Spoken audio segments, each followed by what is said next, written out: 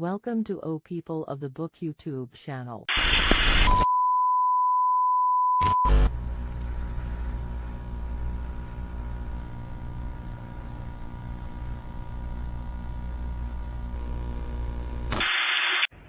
الله أكبر الله أكبر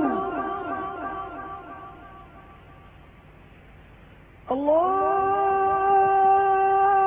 أكبر الله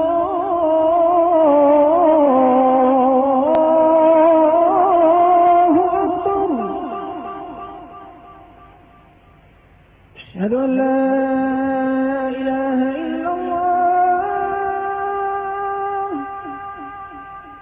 أشهد أن لا إله إلا الله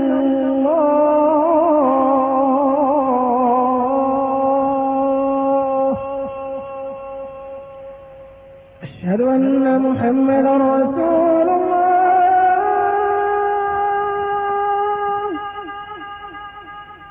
أشهد أن محمدا رسول الله.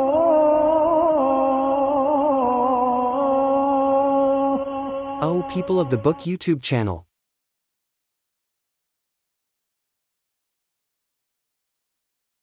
نبرات شعري سطرت لمداد حبري والقلم نبرات شعري سطرت لمداد حبري والقلم نبرات شعري سطرت لمداد حبري والقلم هيا قصائد سائلي قلب النوى ليس الشبم هيا قصائد سائلي قلب النوى ليس الشبم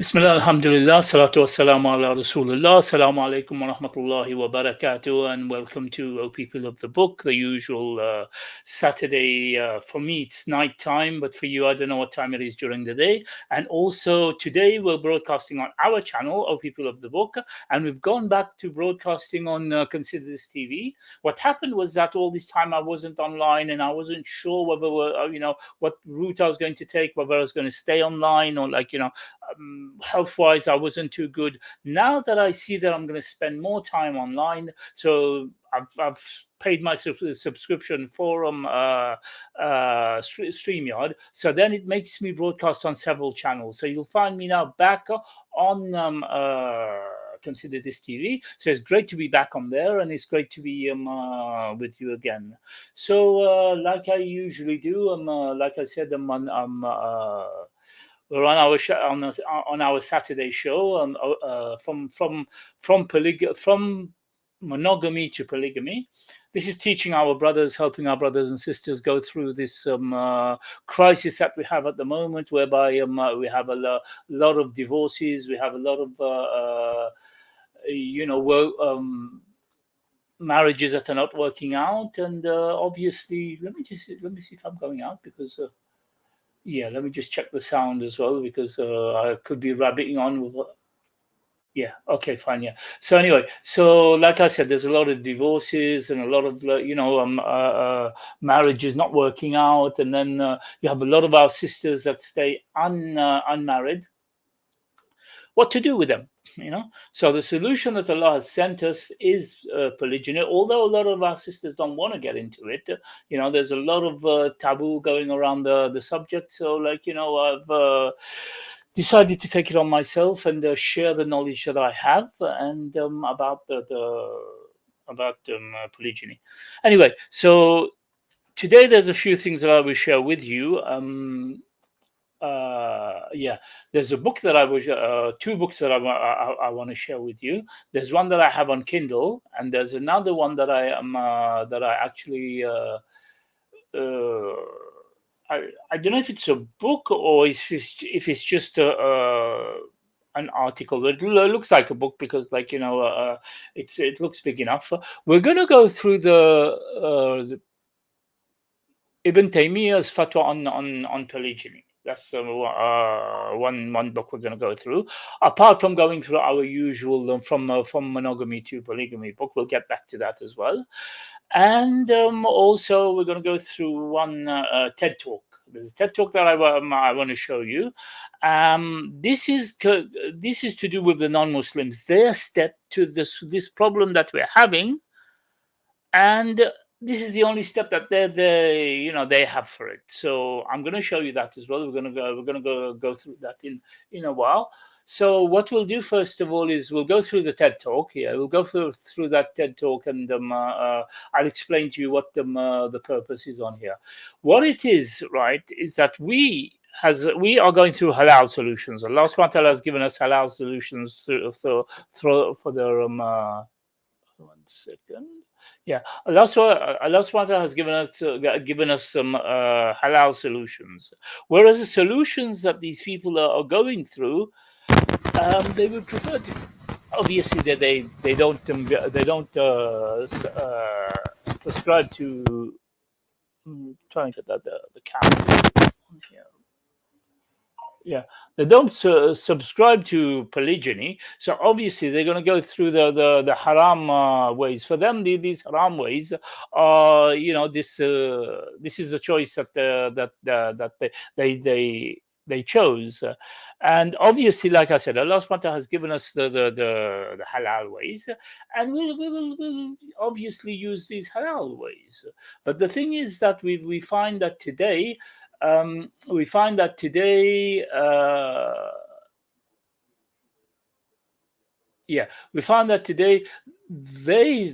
they choose to ban polygyny. They don't want to know about polygyny. However, you will find that, they will go through these haram ways. Now, there's a TED talk that I found on YouTube. It talks about something that they've given a name to called monogamish. Yeah, not monogamy, but monogamish. And out of that, what they've done, they say we have to stay monogamous, but we can play around. We can do this, we can do that, we can do this, we can do that. Yeah, as long as there's consent between the couples. So we're going to share this what's the name now, to show you how far these people are prepared to go, not to allow polygyny, but to kind of have a fair around kind of thing. So we're going to go through this, and we're going to stop at a certain point because the rest of it doesn't is not convenient for us. It doesn't apply to us because they talk about swinging, they talk about sharing couples and stuff like that. That's not what I wanted to do. I wanted to show you in the beginning that they themselves agree that what's her name? They themselves agree that there is a crisis out there, and it needs to be seen to. Unfortunately, they choose the haram ways. So anyway, we're going to go through.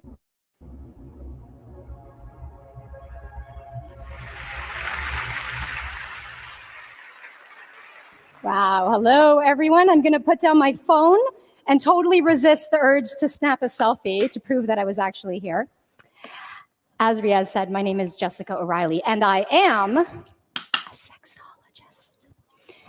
A sexologist is, in fact, a real thing. Do you believe me? 3 of you. Okay. Right. Can I just stop this here for a minute and just mention? Of course, obviously, they are non-Muslims, and when they talk of sexologists, obviously, they're not going to give the advice like we do, from our side, the counseling, Quran and Sunnah and everything. So you must understand that, Wa alaikum salam wa rahmatullahi wa barakatuh, chubby cheeks, and welcome. And yeah, so as I was saying that, they're not going to give us advice on the Quran and Sunnah side. So I'm playing this for you only to take some information from it. You will see in a minute that they themselves agree that we're going through a crisis, and the solution for us is polygyny. But for them, you will find the amount of solutions that they will come up with. So let's carry on. So you're all on the side of my parents. I get it. That's cool. No problem. I got the tiger mom. Well, a sexologist, what does that mean? That means I spend a whole lot of time talking about sex and almost no time actually having it.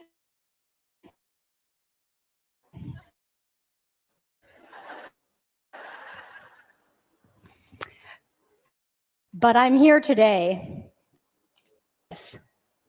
We have a global epidemic on our hands, and it's airborne. It affects the young and the old and knows no geographical bounds. Now, this problem is not unlike other widespread crises, the economy, climate change, for instance. But this crisis affects more of us in a more personal and perceptible fashion. Okay, so this lady now agrees that, like, we're going through a problem, problem, which I keep insisting every time. Yeah, we're going through a crisis, and Allah subhanahu wa ta'ala has given us the halal solution, and we have to use this halal solution. But for them, it boils down to only sex and stuff like that. So obviously that's why, like, we have a sexologist who's talking. But anyway, we can pick up some things from her. Like, for example, she mentioned, like I keep repeating every time, that we are in a crisis at the moment. We have to kind of wake up and think of that, because we have a lot of our sisters who are actually at the moment who don't have a husband. Either they're divorced, or they're single, or and don't want to get married, or have been fooled by the what do you call it, feminist movement to stay single and concentrate on their career. Or we also have widows who are actually, like, not married, and, like, they're in this situation at the moment. Yeah. So for us, we have the solution. Allah subhanahu wa ta'ala has given us the solution. But for them, you will see the solutions that they come up with. It tears families apart. It takes the most detrimental toll on the most vulnerable among us. And it's contagious. It's spreading. Yet somehow we're captivated by it. I'm talking about the crisis of the modern monogamous marriage. Okay, so the modern monogamous marriage, according to her, right? Now, if there is a problem with the modern monogamous marriage, obviously we find the solution with the opposite, because if that doesn't work, then we find the solution with the opposite, which is polygamy.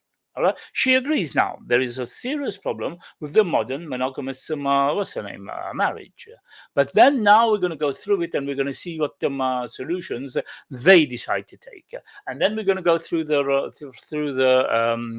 fatwa on polygamy by Polygyny by Sheikh Ibn Taymiyyah. So anyway, let's get back to her now. So we can see where this is going now. Okay, so she's going to be talking about the crisis of the modern monogamous marriage, which I keep repeating. I keep talking about every time. We are in a crisis, and we have to act like we're in a crisis. We don't, like, today what's happening is a lot of our sisters don't want to enter into polygamous marriages, and on the other side you have men who say some of them are abusing this situation, marrying sisters, not telling their wives and stuff like that, secret marriages. We all know the crisis that we're going through. So let's carry on. Now, if I were to make you a 50-50 offer in any realm of your life, would you take it? If I said, invest in my fund, there's a 50% chance you'll see a return. Or sign this business deal, you've got a 50% chance of failure, but hey, why not?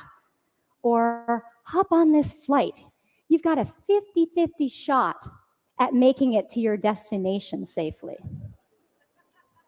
Even if I offered you 2 free checked bags, you'd probably say no. But the modern monogamous marriage offers even lower statistical odds when you factor in divorce rates and the rates of infidelity. Now, in North America... Right. Okay. She mentions this divorce rates and the rates of infidelity. Now we have this in the Muslim and communities as well. We can't say we're any better, any perfect, or whatever. Like we have this in our community as well. Divorce rates and the rate of infidelity. Yeah, there is cheating among the in our communities as well, and this is catastrophic. So this is why now me personally, like I've taken it on on me to help my brothers and sisters with the background that I have, the Islamic background that I have, and also the training that I'm doing to become a marriage Islamic marriage counselor. Yeah, so we'll get back to her again. America, divorce rates are over 40%, higher if you count your second and third marriages.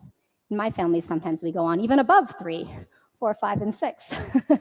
You already know about my husband's fights because of Riaz, so I might as well divulge some info. Right, she's talking about 3, 4 that they've been married and divorced. Yeah, she's not talking about polygamy or whatever here. She's talking about marriage and divorce. Yeah. Oh. Infidelity rates in North America are between 25 and 45%, depending on who's asking and who drank their truth serum this morning. And research suggests that satisfaction rates in marriage plummet after the honeymoon phase, never to recover. Scary.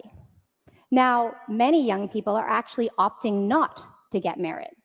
Marriage rates are on the decline. Okay, so we have this as well now. Many young people are opting not to get married. I would like to ask you to forgive me for obviously, like this is posting a woman on here, like for those of you, I might get a lot of backlash from this now. This is educational. This is for educational purposes, and if you don't want to listen, if you don't want to watch her, you can turn around and then just listen to what she's saying. This is for education purposes. I haven't put this one on here so everybody can admire whatever. I don't want brothers and sisters giving me backlash or whatever on what I'm promoting on my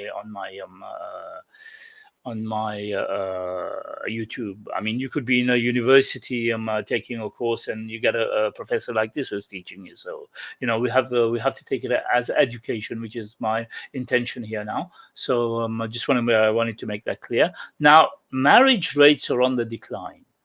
Very, very true. Marriage rates are on the decline. Even among singles, marriage rates are on the decline. Let alone for polygyny.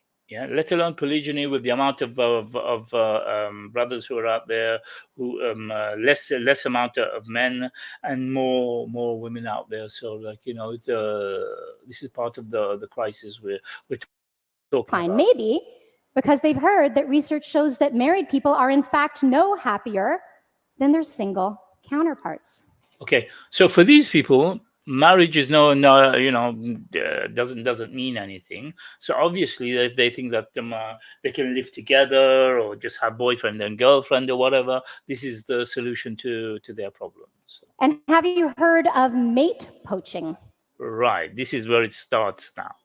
Okay, this is where their solutions to the monogamous problem, this is where it starts now. Mate poaching. Apparently 60% of men, shame, and 54% of women, we're not much better, have tried to woo someone away from their current spouse. Okay, so the issue of I mean, a lot of sisters feel Islamically, a lot of sisters feel guilty of that. Oh, I don't want to marry a married man because I'll be taking his wife. I'll be stealing his wife from him. No, that's not what you're supposed to be doing. You're supposed to be entering into a polygamous situation and be part of the family, not taking the man away from his wife. And a lot of wives as well, once their husbands decide to get married again, they decide to leave and break up the family and go away. So they call that what was the word she used there? I forgot anyway. Yeah. So we'll go back again. Okay. What is going on? So when we combine these statistics, we look at the numbers, we see that in marriage, 50-50 is in fact a best case scenario. Marriage is in a time of crisis. I agree. I agree. Marriage is in a time of crisis. We have the new generation who are having a lot of problems with them marriage, and they're having a lot of problems in staying in marriages as well. And you have a lot of marriages breaking up and everything. And I mean, in my days, where marriages were lasting. I mean, we didn't. Whatever. I'm not saying that there were no divorces in that time. My parents have been divorced several times or whatever, so I wouldn't say that there were no divorces, but people people cherished their marriages much more than this generation. Now, I'm not suggesting that we do away with marriage. I'm a fan of marriage. I even picked one up for myself. I've been happily married to my husband for 8 years, living with him for 13.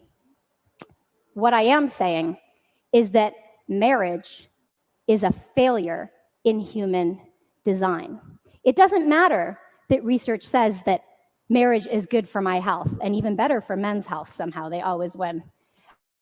And it doesn't matter that we all go into marriage with the most noble of intentions, right? To live happily ever after, to love our partner unconditionally, to help them grow into the best version of themselves, because it doesn't always end up this way. Because of this failure in human design, marriage can be restrictive in personal growth and even repressive in its demands of absolute monogamy. Okay. Right. So marriage can be repressive in its demands on absolute polygamy. So for them now, absolute polygamy is something like, that's not working. It's a failure now. But we have not for one moment, all this time she's spoken, I think about 5 minutes so far, geared towards some halal. Well, obviously they will not be talking halal, but some sort of solution with polygamy. Yeah, they don't want to know that. This is taboo for them, but then they're going to bring us now to some solutions that they have come up with, which will not work, which do not work. They're going to end up in worse situations with their solution, but that's what they have chosen. And for us, trying to choose the halal situation, they're not happy with that. Okay. In any other realm, if we saw failure rates like we see in marriage, we would do something about it. Okay, do something about it. Okay, well, of course, this is why I am trying to do my best to do something about it, to come up with some solution for our brothers and sisters, especially our sisters who are divorced, and our sisters who are single, cannot find somebody to get married, and our widow sisters. Something halal that Allah subhanahu wa ta'ala has given us. Yeah, so we should do something about it. Yeah, they're doing something about it. They're doing something about it in the haram way. Yeah, but we have our brothers. We have specifically our sisters who are turning around and making polygyny taboo, basically. Yeah, so. When the markets tumble, we do something about it. We adjust interest rates. We enact austerity measures. We develop stimulus packages. Okay, so now she's going to come up with stimulus packages for her version of stimulus package, not just her, but the whole Western world or whatever, to the solution to the problem that they have, the crisis of monogamy. Right. If a car malfunctions in some way, we issue a recall so that we can repair it. And if a superbug is unresponsive to a current vaccination, we go back to the lab to develop a new formulation. When something doesn't work, when anything doesn't work, we innovate.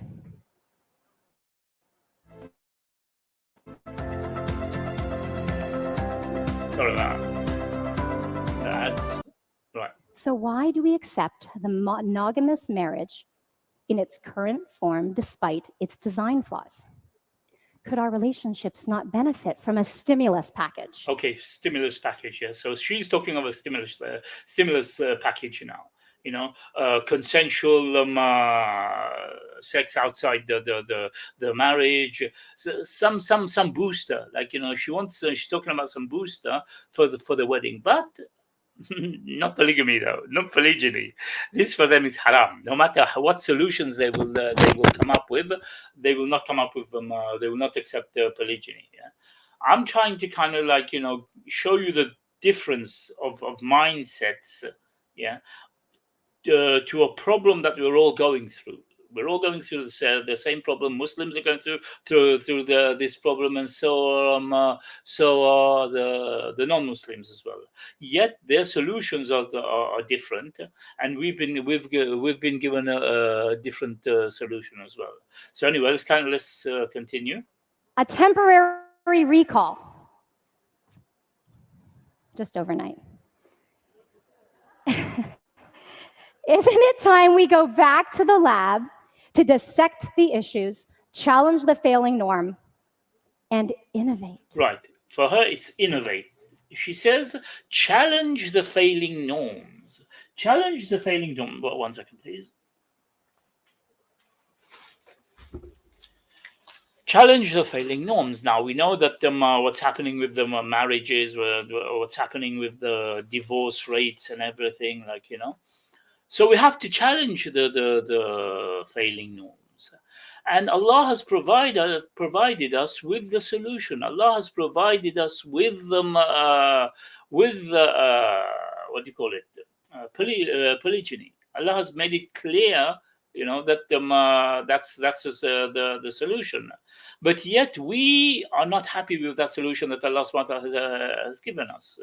Yeah, if you go into polygyny rooms and everything, or websites or whatever, you'll find there's so many sisters out there who don't want to know, and so many weeks I've been going through. I've been going through the ulama, what they say about the hatred of polygyny. Okay, you might not like it, but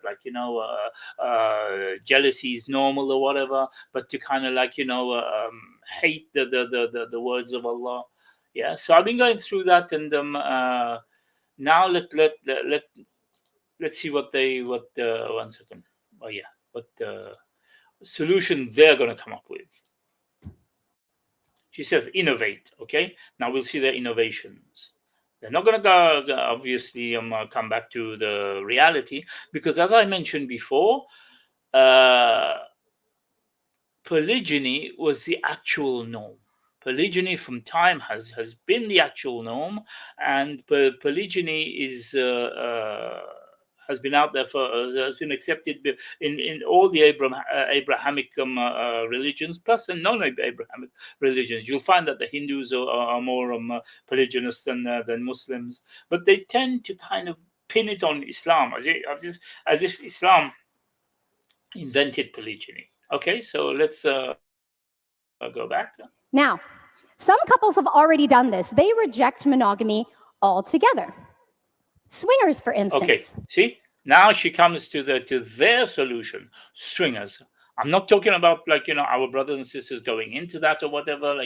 This is haram, obviously, sex outside marriage or whatever. But this is their solution. They know they have a problem. They know they have a major problem, and she is giving some solution. What is the solution? You will see. She's going to give 3 different solutions there. I know a lot of them. Surprise, surprise, the sexologist says. They have sex with other people, and it works for them. Okay, right. You see this board now? They have sex with other people, and it works for them. Yeah. But to have it halal, like we are doing, they're implementing laws to ban it. They're implementing laws to kind of even brothers and sisters in groups are asking, is polygyny halal in America, in Britain, and this and that and the other? But no, this is entirely halal for them. No problem. You can have sex with other people, and it works. It works for them. So as long as it works for them, no problem. Okay. The other thing that they have as well now is the general open relationship. So you get married. Yeah, they get married, and then they can, consent in having sex with whoever they want, as long as they consent, and as long as it's outside the house. Obviously, again, this is not an Islamic solution. I'm just bringing all that up to show you that these people, they know there is a problem, and they're trying to find a way, but their ways are all haram ways. Yeah, not asking our brothers and sisters to get into it. Now, when they say polyamory, they're not talking about polygyny here. They're talking about, like, having lovers outside and stuff like that. When I did some more research on this, like, to be able to get this clip and everything, I was doing some research. They're not talking about polygyny, although there are polygynous some Christian groups and everything out there, Christian communities out there. I'm not talking of Mormons even, but like, polygynous some Christian, what's the name out there? Most of them are talking about the women having as many men as they want, and like, it's all a mess anyway. Okay, so but when we want to make something halal, when we want to talk about halal polygyny, even Muslim sisters shun it. Yeah, even Muslim sisters don't want to know about it. Brothers go ahead and because Muslim sisters don't want to know about it, then the brothers will go and take secret wives, and because their wives don't accept it, because their wives are going to start problem. So this is why we have to balance. We have to be on the same level. Yeah, and this is my whole purpose of educating our brothers and sisters. In order to find the solution, we're not going to go through all these solutions. These are their haram solutions, but our solution that Allah has given us and has blessed as well is polygyny. Okay, so we'll go through it a little bit more, and then we'll stop. Polyamorous have emotional, intimate, loving, and sexual relationships with multiple partners, and it works for them. Okay, and it works for them. Multiple partners, and it works for them. Okay, so it could be a man having several. They didn't even mention the responsibility of marriage or whatever, like it is in Islam. It's just polyamorous. So you have you've got your monogamous what's the name marriage, and you've got plenty of girlfriends outside, or plenty of boyfriends outside, like they usually do. It's not like polygynous situation there with marriage, with contract, with all that. No, that's not what they want to know. But it works for them. Yeah, so they're happy with that. Okay. Yet polygyny works for us, and even our own sisters, and making it taboo, and our own brothers are abusing it. So we need to go back to the Quran and Sunnah and follow the way. And open relationships come in a huge range of forms that are custom designed by every couple, or threesome, or foursome, or moresome. Exactly. You see, so I don't want to go too deep into that, because obviously I'm sure you lot know what she's talking about, and things that are haram for us. So I don't think I'll go much further. Let me However it comes. Now, I know many couples for whom open relationships have worked. Rosa and Dan, for instance, after 22 years of marriage, they said, something's got to give. Their words, not mine. So they decided to open their relationship up, and now they have lovers across North America, and they couldn't be happier. Okay, right. Yeah, they have lovers across North America, but they couldn't be happier. But yet, when you talk of polygyny and everything, it becomes taboo. And I hope you understand what I'm trying to say here. Yeah, I hope you understand where I'm getting at. Yeah, pushing polygyny. I'm not trying to push it down your throat or whatever if you don't like it, but I'm trying to make you understand that we cannot dislike something that Allah subhanahu wa ta'ala has approved and made halal for us, when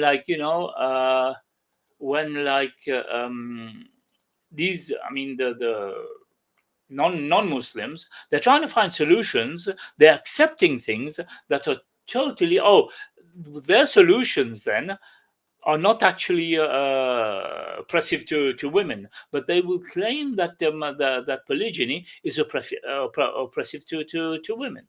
You get my point, yeah? So for polygyny, which is halal, it's oppressive to women. But for things that, like, the solutions that she's come up with is not oppressive to women. Yeah. So I hope you get where I'm going from with this. Right. So a woman can be used, can be, go into open relationships, can go into polyamory, can go into what was the other one? I forgot the other one anyway. So yeah, but for them that's not a problem. Yeah, it's not oppressing the women. The woman, she's at the end of the day, she's not even getting a status out of it. Like, when they finish, they're not getting any benefit out of it. Yet to take a woman, to give her dignity, to put a roof over her head, to give her responsibilities, to look after her children and everything, nope, that is haram. Yeah, that is illegal.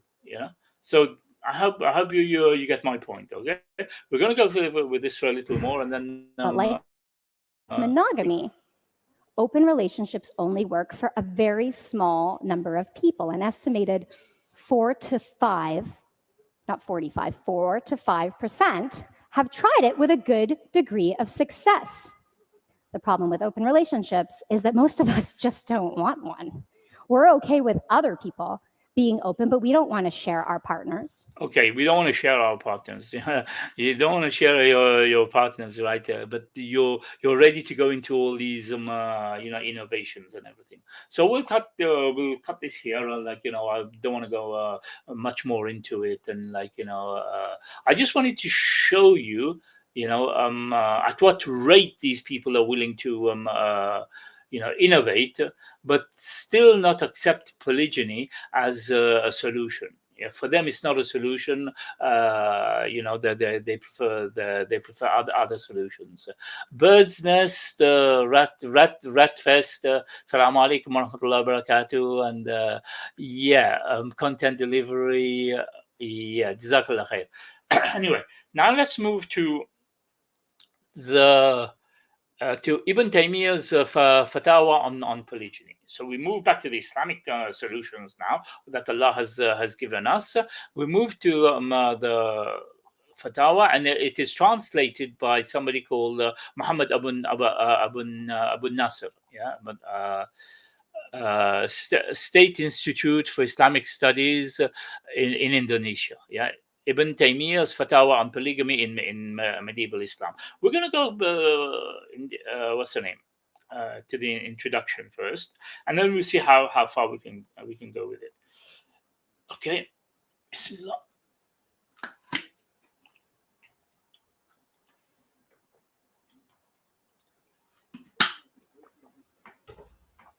Okay, polygamy. I prefer to use the word polygyny, but they use the word polygamy. Polygamy constitutes a heated issue in the Islamic legal discourse. On one hand, the legal status of polygamy is strong, for it is clearly stated in the main Islamic text, the Quran and the Hadith. On the other hand, practices of polygamy have often caused disharmony within the family. Unlike contemporary views, mainly from Muslim reformists and feminists, appealing to the readdress the legal status of polygamy because of its negative impact for women. So, as I said earlier on, what they are doing, all their planning and schemings and everything, doesn't have a negative impact on women, but they seem to think that polygyny has a negative impact on women. Okay, and okay, so where are we? Yeah, most jurists of pre-modern times did not challenge polygamy. I prefer the word polygyny as the legal conjugal relation. They based their arguments for polygyny chiefly on the authoritative texts, and did not consider the consequences of polygyny felt by women in their real lives as a cogent reason to request its validity. Nevertheless, practices of polygamy in medieval Islam and jurist responses to them have been rarely explored, so that this remains a vast untouched scholarly research area. In addition to the traveller's notes, chronicles, and biological accounts, scholars and historians occasionally consult to the work of jurist consultants, muftis, that relate to the issue of the Islamic family law in order to construct the history of the Muslim societies. Fatwas, plural of fatawa, plural form of fatwa, or legal response given by muftis, reveal in particular legal discourse on social practice at a certain historical context with the Muslim society. Through fatwas, the discourse and practices of polygamy in medieval Islam can partially assist. I need to take this off. He's giving me a neck because I have to press on it. I've finished listening now. Yeah, so can be partially assessed and reconstructed. This paper will focus on the fatwas concerning polygamy compiled in the book of Majmu'a al-Fatawa by Sheikh Ibn Taymiyyah, one of the most influential jurist consultants at the end of the 13th and the beginning of the 14th century. Okay, now it explains about Sheikh Ibn Taymiyyah. I think I'm not going to go through all that because it's going to take his introduction and everything will take a bit of time. We move on to some of the what's the name? Unlike the topics regarding marriage, khul, such as mahar, sadaq, dowry, talaq, divorce, and khul, consequential divorce initiated by the wife, to which are devoted for a long and heated discussion in his fatwas. Polygamy is discussed in a relatively separate short passage. This does not automatically mean that polygamy was scarcely practiced among the Muslims in this period. However, it needs further exploration. The truth is that Ibn Taymiyyah, as a great jurist consultant, like other jurists, only received a few questions concerning polygamy. This fact provokes curiosity to search into the practice of polygamy and jurists' views about it. It is to know whether polygamy was a rare phenomenon at the time or it was prevalent. But the disputes over it were hardly brought to muftis. Okay? Or there might be any other possibilities. Muftis' responsibilities to polygamy through their fatwas will be therefore at least partially helpful in solving this puzzle. As one of the leading muftis of the time, Sheikh Ibn Taymiyyah, through his fatwa, may offer valuable information in this respect. This paper, therefore, seeks to examine the legal response regarding the problems of polygyny, to strive to disclose the practices of polygyny in medieval times. Okay, so we go to. That was introduction A. I think that was introduction A. Yeah, it was called introduction A. Now we A introduction. Okay, so now we move to the actual fatwa. We move to the fatwa, which is B, the fatwa of Sheikh Ibn Taymiyyah. Discussion on of polygamy by Sheikh Ibn Taymiyyah, Majma' al-Fatawa, is found in volume 32. So for those of you who have the book, Majma' al-Fatawa, you will find it in volume 32. Despite being discussed separately under different sub-chapters, this topic is systematically subsigned under the chapter of marriage, Kitab al-Nikah. So you will find it under Kitab al-Nikah in his book. Okay, the collection compiler Abdurrahman bin Muhammad ibn Qasim al-Asimi puts polygamy issues under the subchapter of al-Muharramat fil Nikah. Yeah, forbidden women to marry.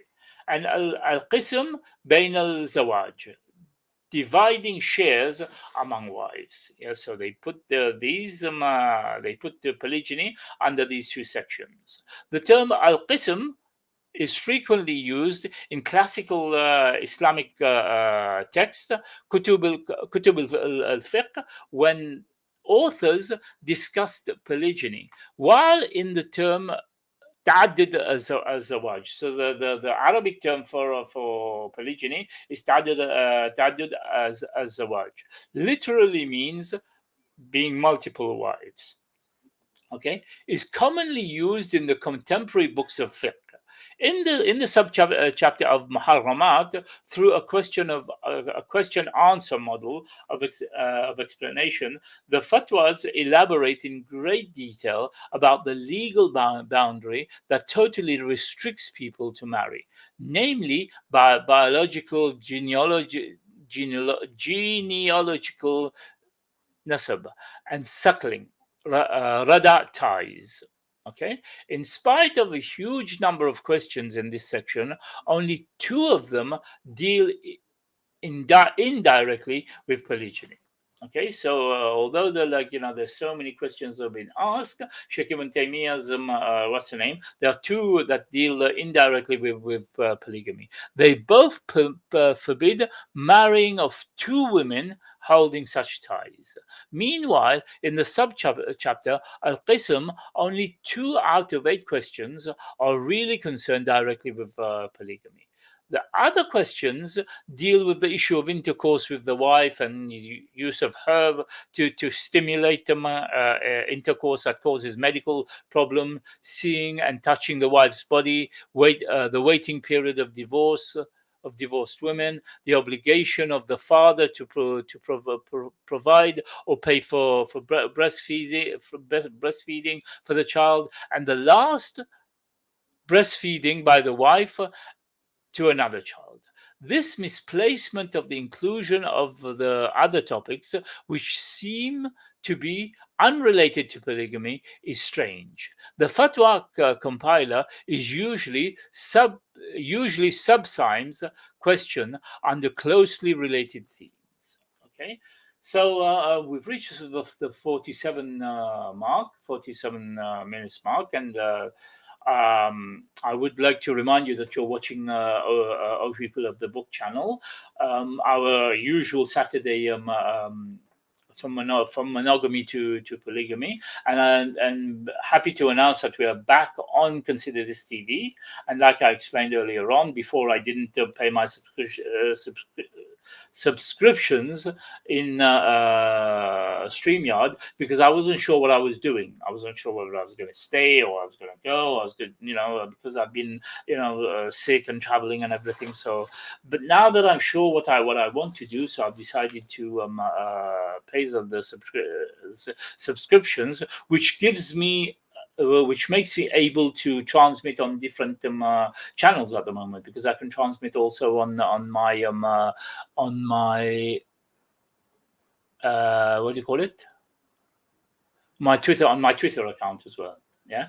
So X. Yeah. So there you go. Anyway, so regarding the issues of al-muharramat, the fatwas prohibit combining al-jam, 2 women who are forbidden to be married to the same husband. Okay, the restriction is caused by either genealogical tie or suckling relations. Conversely, if the women have no such relation, the prohibition is repealed. In conjunction with this, a fatwa petitioner posed to Sheikh Ibn Taymiyyah a question concerning the legal status of a man who married somebody's mother's sister. Okay, let's get that clear now. The question has been asked to Sheikh Ibn Taymiyyah about a man who married somebody's mother's sister and his daughter. Okay, so the man's daughter and the man's mother's sister. So the man's maternal aunt, Khalat Insan, okay, and his daughter. ibtina. Okay. So this is the question that was asked.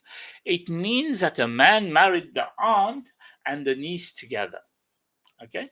The other question, validity of marital status of a man who had combined his marriage, someone's mother's sister, maternal aunt, and the daughter of his brother. Okay. In this case, in the second case, the man married a woman and the maternal aunt of her father. Okay. Her grand aunt, paternal grandmother's sister. Okay. Responding to these questions, Sheikh Ibn Taymiyyah argues that both marriages are unlawful, invalid, because the man had combined two forbidden women in his marriage together. In support of this argument, Sheikh Ibn Taymiyyah refers them to one report of a hadith and takes recourse to methods of consensus, ijma, and analogy, qiyas, in deducting a legal decision, especially when answering the second question. He quotes a hadith that prohibits someone from marrying women together with their aunt from both the fathers. From both the fathers and the mother's side. So here, see, we use the Quran and Sunnah to tackle these issues. Okay, Sheikh Ibn Taymiyyah had a question posed to him, and he refers it back now to the hadith. The hadith that prohibits marrying a woman and her aunt together. Okay, he maintains that all founders of the legal schools agree upon this view. So we've got the four schools of four main schools of thought, and they all agree on this. Meanwhile, in responding to the second question, he doesn't mention any authoritative text, and consequently resort to consensus and an analogy. Although in other places he's critical of the ijma consensus. In this fatwa, he does not deny applying it because it is supported by a hadith. Okay, the consensus of all schools against marrying paternal and maternal aunt is based on this hadith.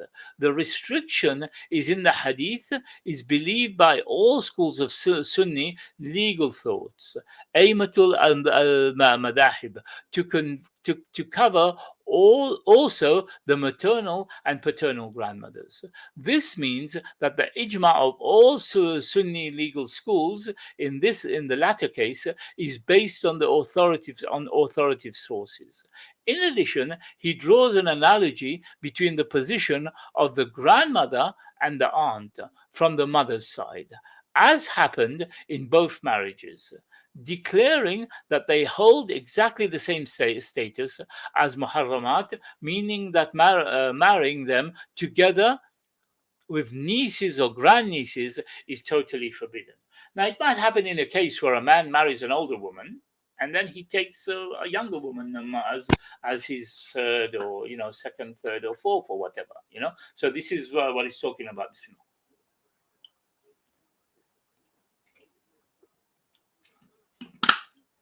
We're going into the fiqh of polygyny now. There's another book I'd like to mention. I forgot to mention that. I'll recommend that to you. It's a new book that has come out, and it's called The Cherished Queens of Polygamy. Okay, I'm going to go through that in a while. I just bought this on what's the name on Kindle, and we'll go through it and we'll see how it is. Okay, after we finish this one. Okay, so we've got it seems an interesting book, so we'll go through it afterwards. I just wanted to mention that so I don't forget. Yeah. So anyway, so let's go back to this now. In addition, he draws an analogy between the position of the grandmother and the aunt from the mother's side. as happened in both marriages, declaring that they hold exactly the same status as the muharramat, meaning that marrying them together with the nieces and grandnieces is totally forbidden. Therefore, he argues that the second marriage of both men would be automatically disqualified. If the man first got married with the woman and the latter with her mother's sister, then the contract of the second marriage by itself is invalid. Okay, so if he marries the younger woman first, and then her mother's sister, okay, her aunt, then the second marriage is invalid. The man, he suggests, should conclude a new contract with her as if he has divorced his first wife. Okay, so we're getting into a bit of fiqh and everything here, and I don't want to go too deep down inside. It's what's the name? But maybe what I'll do is after I finish the book that we're doing, I'll probably take on this book and do that as well. The fatwa of, because it's gonna take time, so I don't want to take too much time on here. But this is if you can get this, you can get it for free in academia.edu, and they give all these articles for free there from the actual scholars themselves. Okay, so you can probably pick that up there. So I hope you've learned something from this. Let's move on to this now. This new book that I mentioned, which is it's called The Cherished Queens. The Cherished Queens, the beauty of polygamy in Islam and the wisdoms behind it. Okay, this again is written by a sister. Okay, Iman Douglas. If you can get hold of this, 1 second. Let me share the screen so that you can see this now. I will show you my Okay, I'll share the screen with you, and. Okay. This one. Okay. So this is the one here. This is the one that I'm talking about here. Okay. So if you can get hold of this, it will be very useful book. It's a very useful book. So you can it's a new book. It's just come out. One of the brothers in our group, in our Polygyny group, he posted this, and I mentioned that I will be sharing it. So it's a very useful book. If you can buy it, I think it's $5 on Kindle. I can't remember how much is the hard copy. If you like the hard copy or whatever, let's just go through it a little bit and see what the book actually entails. Okay, so we'll go. Okay, so. Okay, so let's start by the introduction. Bismillah ar-Rahman ar-Rahim. I'm not an expert on Islam, nor am I an expert on marriage. I'm not a psychologist, nor a marriage counselor. I'm simply, this is the woman who wrote this is saying, I'm simply a Muslim woman who has learned a few things along this long and bumpy road of life. Consider me an older sister who cares about you and only wishes to give you the best advice that she knows. It is my hope and prayer, firstly, that this book pleases Allah and the Almighty, and secondly, that it may help someone going through what can be truly tumultuous time in their life, or even open a dialogue about a subject that can be very difficult to talk about. Thirdly, I pray that this book is a jar for me when I'm going when I'm gone. Like any older sister, while my intentions are well-meaning, I am only human and therefore make mistakes. Any mistakes or wrong interpretation of either hadith or surahs are entirely my mistakes, and ask Allah the Almighty to forgive me for any errors that I might have committed in the pages of this book. I would like to thank all the people before me who have written on this and many subjects and many other subjects.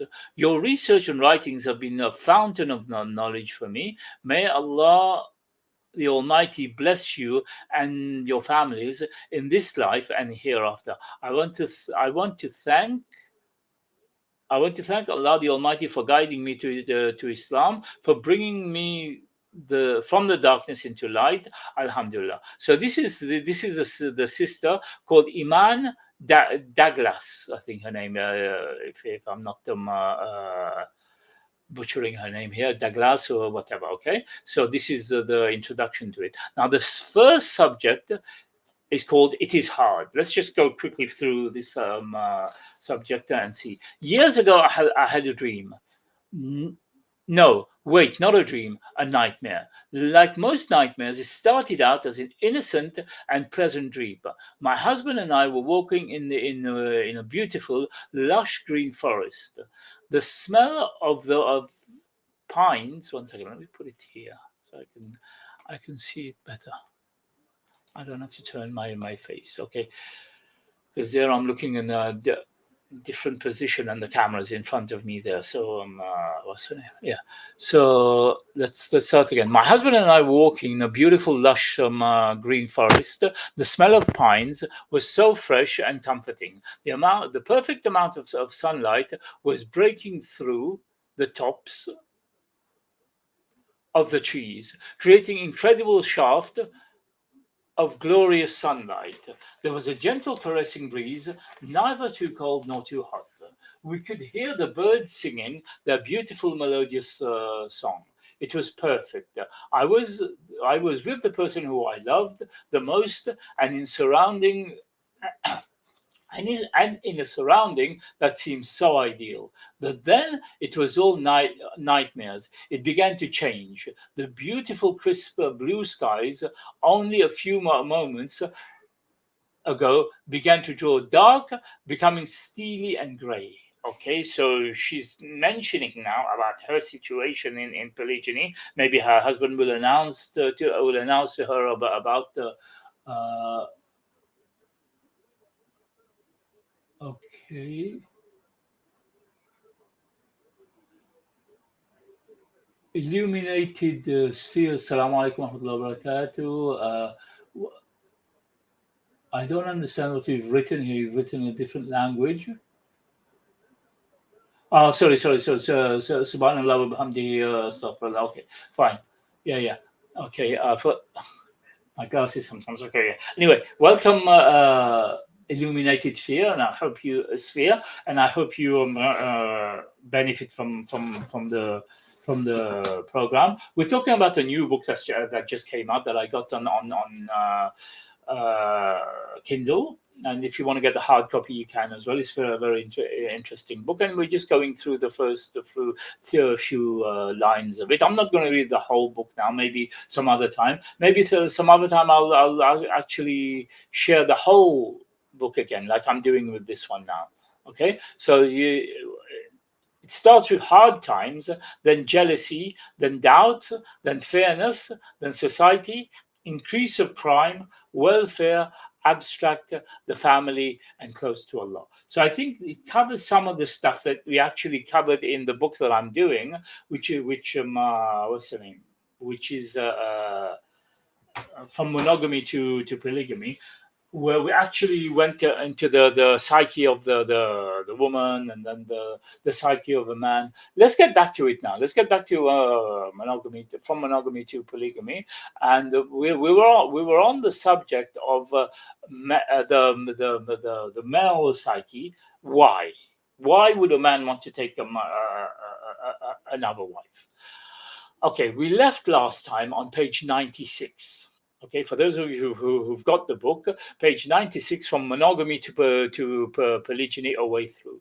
As understanding the female nature aids in comprehending women's reactions to polygyny, understanding the male nature aids in comprehending why they desire to practice polygyny.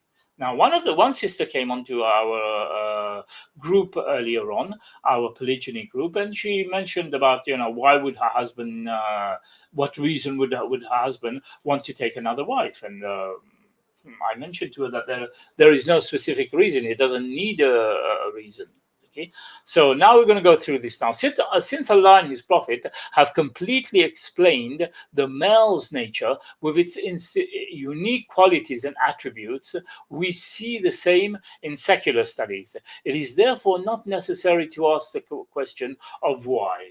It is a common question that sisters ask: why do you want to get another wife and stuff like that? And I always tell sisters, what's the point of asking this question when we are different? Allah has created us different. He's created the man's psyche different, and also the man has different reasons for getting another wife, as to the reasons what his wife would think. Okay, or a woman would think. Directly to the man. This is because they are only able to answer for themselves, and their individual answers do not represent all men. Okay, so it is therefore not necessary to ask. Okay, so the men will answer for themselves, and their answer doesn't represent all men. Now that it has been made clear that desiring more than one woman is part of is part of the very creation of man, we would like to address a concern of many Muslim women. One of the most frequently asked questions is there something wrong with me? A lot of sisters ask this question. We've had a lot of them on the group who've come in and asked, is there something wrong with me? Why does my husband want to get another wife? So the wife emotionally thinks it's something to do with her. Okay, we've gone past the 1 hour mark, and we'll go for another 20 minutes maybe. I don't like holding it too long, but like I said, education-wise, this is not like shorts or whatever where I can put everything in 10 minutes and give it to you. No, we have to go through it and break it down. And this is like a class that I'm doing, so obviously you're sitting in a class for 1 hour and something or whatever. Yeah. Okay, so this point that needs to be made very clear is that there is nothing wrong with a wife whose husband chooses to marry again. If we look at the Sahaba, there was nothing wrong with their wives. They took other wives, not because there was something wrong with them with their wives. They took other wives for different reasons. Okay. So the wife puts it in her mind that there is something wrong with her. This is the reason why her husband wants to marry again. Polygyny is not something which women bring on themselves, believing this is what leads women to blame themselves, feeling if they had done something wrong, that they somehow weren't good enough as wives, and thus push their husbands in polygyny. Now, it does happen in certain cases. I can tell you there's a lot of cases where the women don't desire. There's a difference between love and desire. Okay, to love somebody and to desire somebody is something totally different. You might love somebody, but you don't desire them. And there's a lot of times that the man wants intimacy, but his wife doesn't desire him. For some reason or another, yeah. So he's not desired by his wife, but she still loves him though, yeah. But she doesn't desire him. So there are cases where yes, the wife pushes the husband into taking other wives because she doesn't desire him, either from his own fault. He's not looking after himself, maybe looking after himself, getting fat, and he cannot last long, pleasuring her, and she doesn't get pleasure from her husband. It could be different things, or she can end up being in the kitchen all day, cooking and cleaning, and doesn't have enough time to dedicate to her husband. Things like that happen as well, so we have to see it both ways. Also, a woman could have been forced to marry her husband and then she doesn't like him, so somehow there's that disconnect. This is often the only way for women to comprehend the reason why. With this comprehension, a woman's self-confidence takes a tremendous beating. Even for the women who are very self-confident to begin with, without the correct understanding, polygyny takes its toll. Okay, now this part, that I was reading, the above part, the issue of the nature of the men and everything, but that was from a non-Muslim writer called Kirsten Lawrence. Love without fear, a path through pain to peace. Maybe if you want to get hold of that book, or if you can, read it or whatever, it might be helpful. This is one of the references from this book. A woman begins to find fault within herself in an attempt to justify and explain her husband's practice of polygyny. Like I mentioned earlier on, it could come from both sides. It could be that the woman doesn't satisfy her husband anymore. She doesn't please him anymore. She's not taking care of herself even. She's just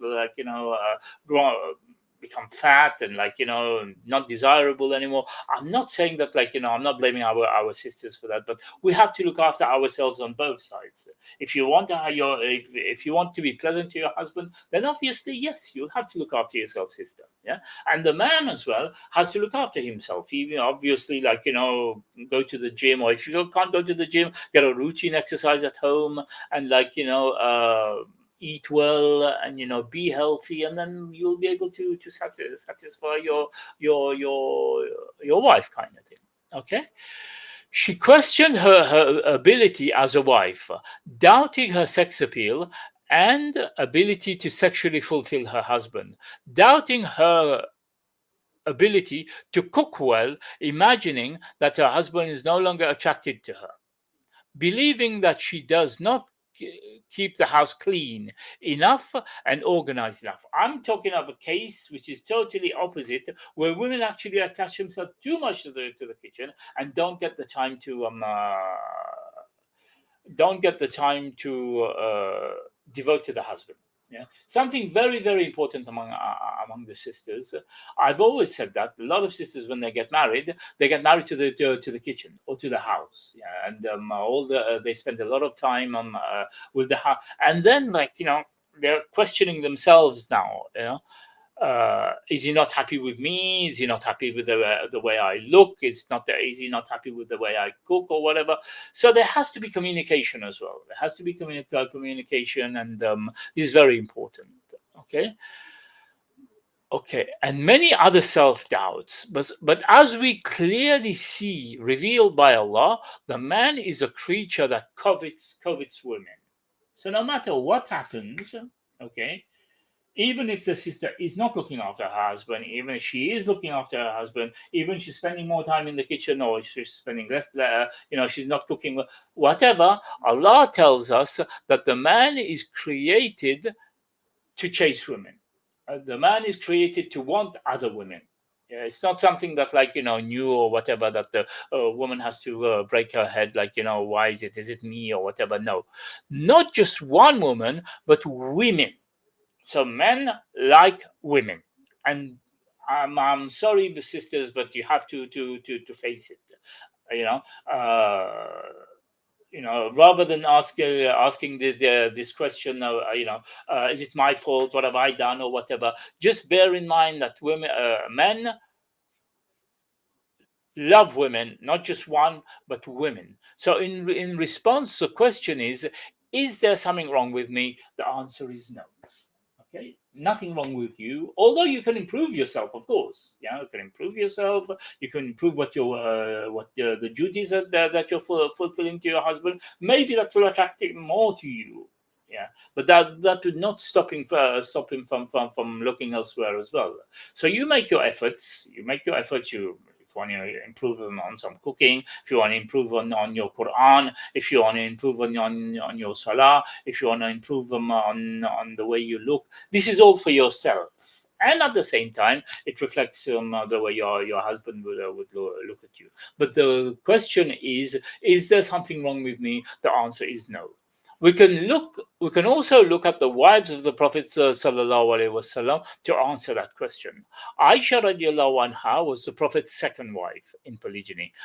After her, the Prophet sallallahu alaihi wasallam married 10 other wives, 10 other women. Should we thus ask the question, what was wrong with Aisha radiallahu anha? Very good point there. Yeah, if the Prophet ﷺ had a wife, a beautiful wife that he loved,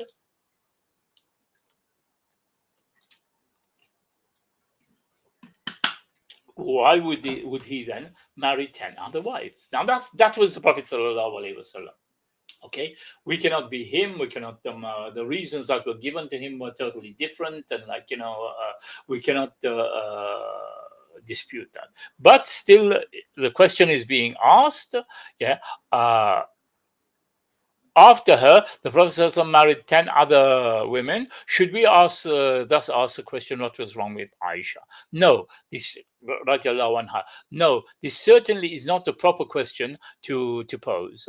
Aisha radiallahu anha was one of the mothers of the believers, an honorary title given to her and her co-wives by Allah. She was one of the greatest scholars of this nation, and as a matter of fact, Aisha radiallahu anha was known to be the Prophet's most beloved wife.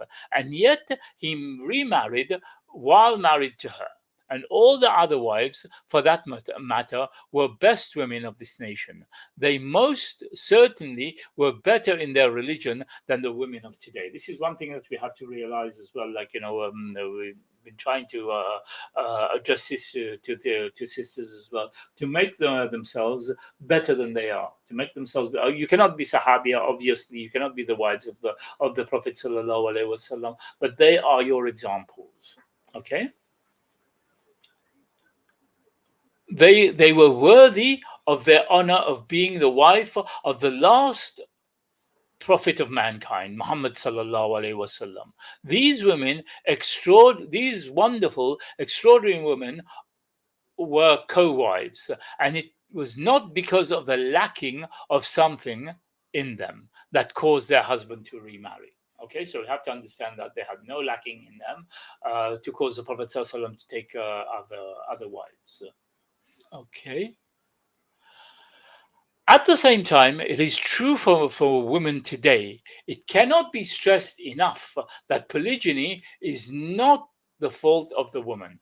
In fact, since all Muslim women have been blessed by Allah with the guidance of Islam, they are thus the best women in the world today. Okay, so we have to obviously mention that our sisters, we cannot there are a lot of brothers who, when they talk bad about our sisters who've been divorced.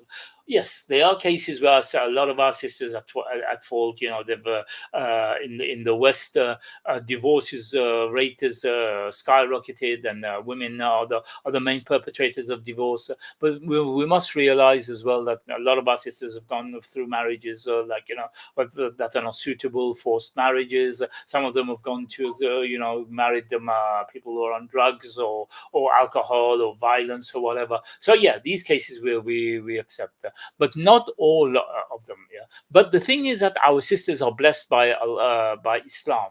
Yeah, so if they take the Islamic way of doing things, then fine.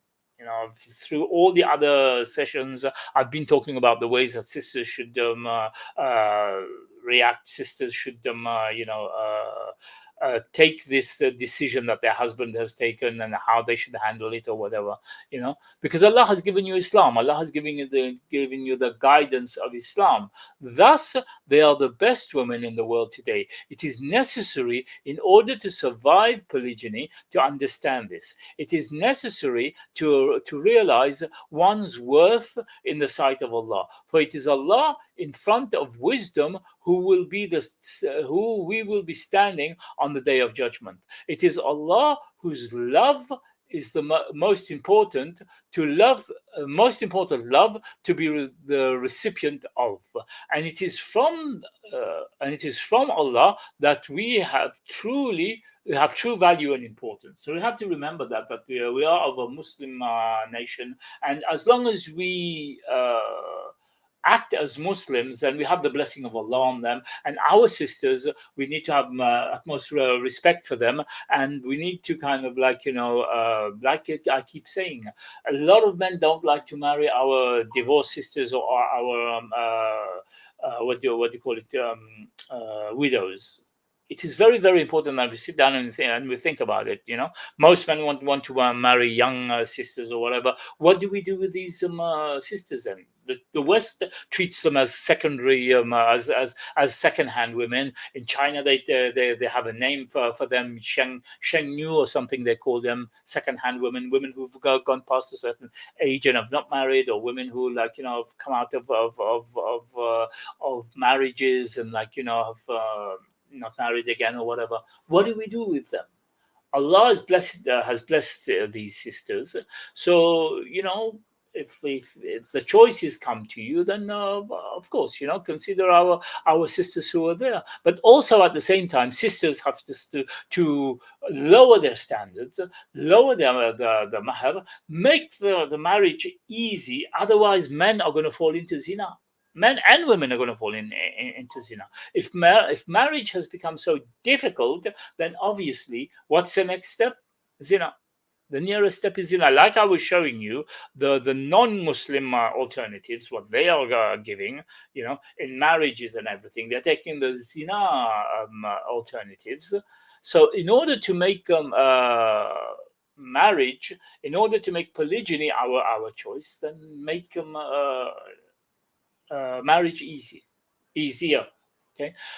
At a time when emotions can be very fragile, that is at the beginning of polygyny in the marriage, it becomes essential to be very careful about one's actions and statements. You remember in the beginning when we done the psyche of the women and everything, and there's stages where it goes through. She goes through the emotional stages and stuff like that, and how she reacts to it and everything. So I think it's coming back on that now.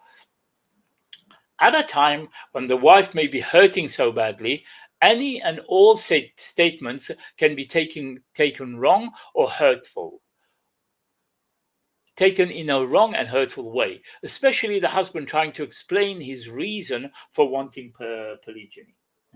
So I think the best solution would be not to ask that question why, because I find it if a sister was to ask me, they have asked me several times, why, and they have to realize that men and women were not created the same. So my answers to them would be totally different to the answer that they're expecting to get, kind of thing, So I think the best thing to do is not to ask that question why. Okay, not to ask that question why. I'm not saying it's a silly question, but in English we say you ask a silly question, you get a silly answer. Okay, and I'm not saying that it's a silly question to ask, but I think it's better to avoid trying to explain why. Regardless of what reason the man may want to give, the woman may be upset with it. It's raw emotion at work, because the reality is that the reason doesn't matter. It's the deed itself that hurts badly. Okay, now I've been trying to make our sisters understand that the norm is polygyny.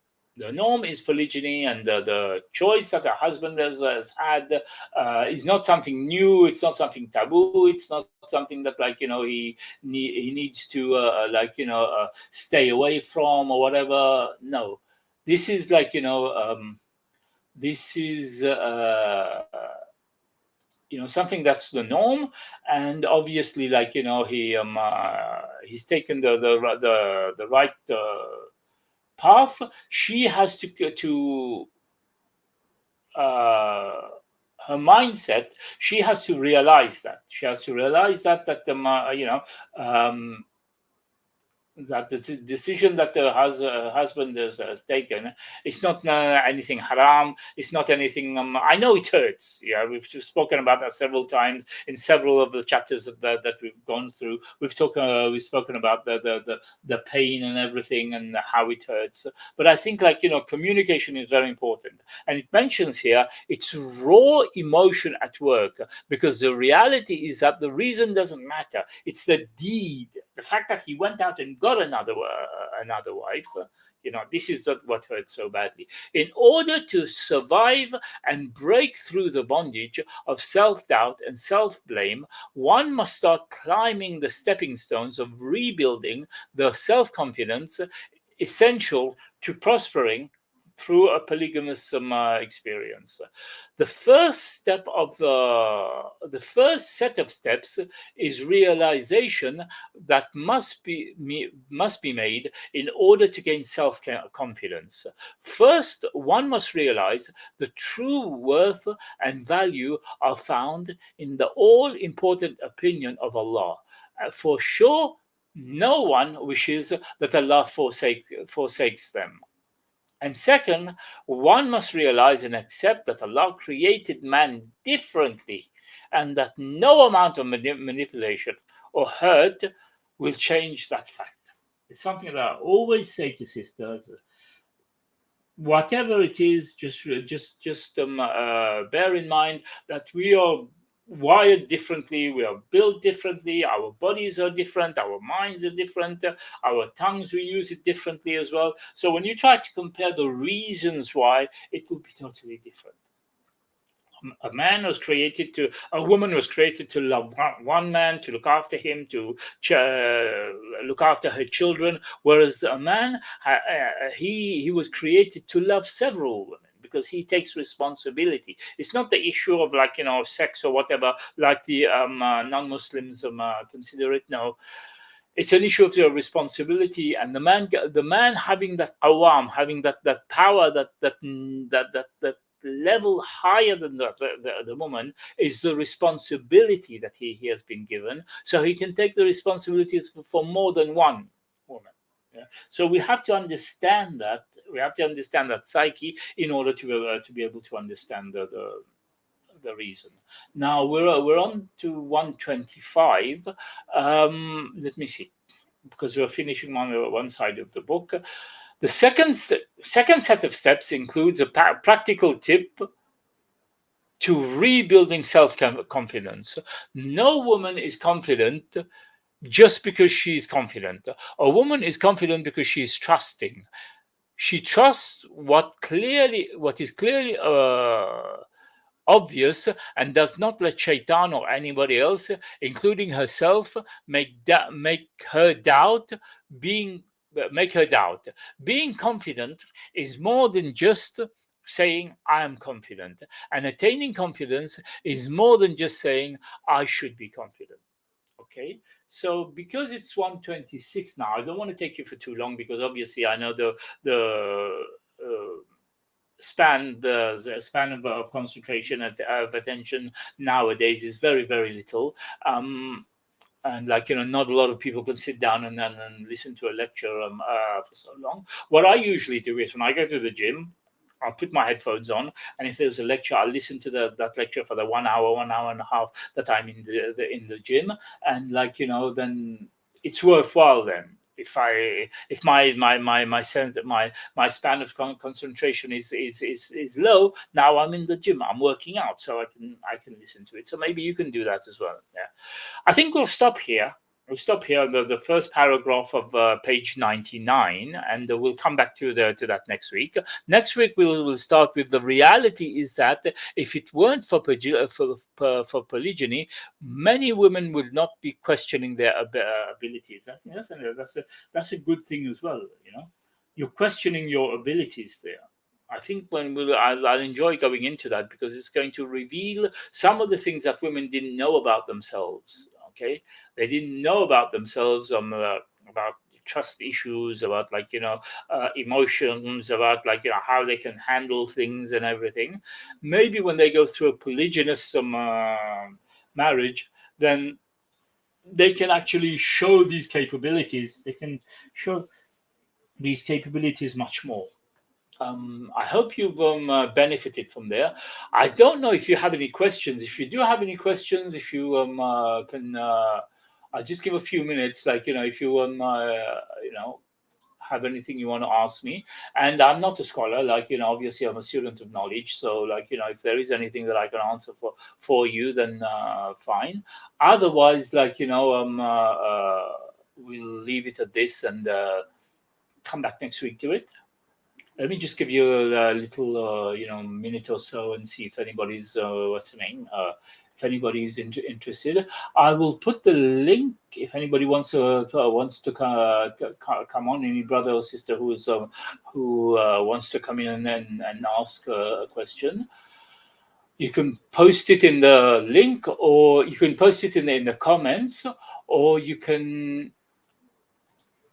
Yeah. Okay. Right.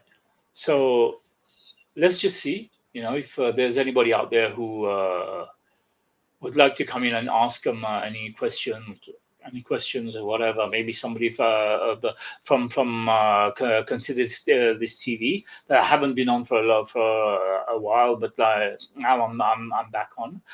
And I think what I will do is next week I will probably just go through.